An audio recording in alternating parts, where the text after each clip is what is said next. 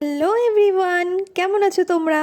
আচ্ছা, তোমরা কি শিবের মাথায় জল ঢাললে গো? এই বছরে যেহেতু দুদিন শিবরাত্রির পড়েছে, তাই আমি প্রথম দিনটা করব না, আমি আজ করছি। মানে আজ আমি শিবের মাথায় জল ঢালবো। তোমরা কারা কবে শিবের মাথায় জল ঢাললে কমেন্ট করে জানিও তো। প্রত্যেক বছর আমি চেষ্টা করি অন্তত একবার বাইরে মন্দিরে গিয়ে শিবের মাথায় জল ঢালার। আমাদের ঘরেও যেহেতু শিব ঠাকুর প্রতিষ্ঠিত করা আছে, তাও আবার একজন না, দুইজন। প্রতি বছর আগে আমি ঘরের ঠাকুরকে খুব ভালো করে স্নান করিয়ে নিই, কারণ বাইরে মন্দিরে তো আর আমার সময় অনুযায়ী বা আমার ইচ্ছে অনুযায়ী পুজো দেওয়া যায় না। এখানে তো প্রচুর লাইন দিয়ে অনেক মানুষের সঙ্গে একসঙ্গে সবাইকে জল ঢালতে হয়। সবার সঙ্গে সুন্দর করে সেজে গুজে জল ঢালতে যাওয়াটা, এটাও একটা কিন্তু আলাদা মজা আছে। এই দিনগুলো না খুব মিস করি। দিন যত বাড়ছে, বয়স যত বাড়ছে, সবকিছু যেন কোথাও একটা হারিয়ে যাচ্ছে। যাই হোক, তোমরাও কি সুন্দর করে সেজে গুজে বাবার মাথায় জল ঢালতে যাচ্ছ?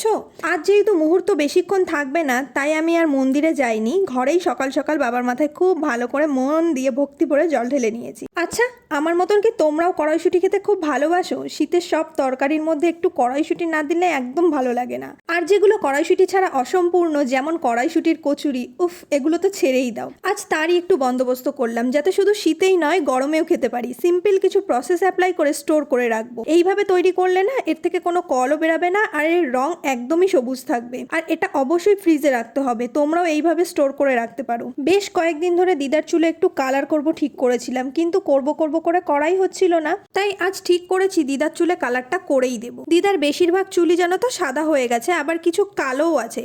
আর এই সাদা কালোটা না দেখতে একদমই ভালো লাগে না। তাই আজ ঠিক করেছি যে পুরোটা কালো করে দেবো। প্রথমে ভেবেছিলাম যে পুরোটা সাদা করে দেবো, তারপরে ভাবলাম যে না, এখনো সময় আসেনি, আমার দিদা এখনো এতটা বুড়ো হয়ে যায়নি, তো পুরো চুলটা আজকে ঠিক করেছি কালো করে দেবো। আচ্ছা, আমার ভিডিও দেখতে তোমাদের কেমন লাগে তোমরা একটু কমেন্ট করে জানিও তো। আসলে আমি বুঝতে পারছি না যে আমার ভিডিও আদৌ তোমাদের পছন্দ হচ্ছে কি না। আসলে তোমরা কেউ কমেন্ট করো না, সেই জন্যই বলছি। তো এখানে দেখো, গ্লাভস না পরার কারণে আমার হাতটা পুরোই কালো হয়ে গেছে। আজকের মতন এইটুকু।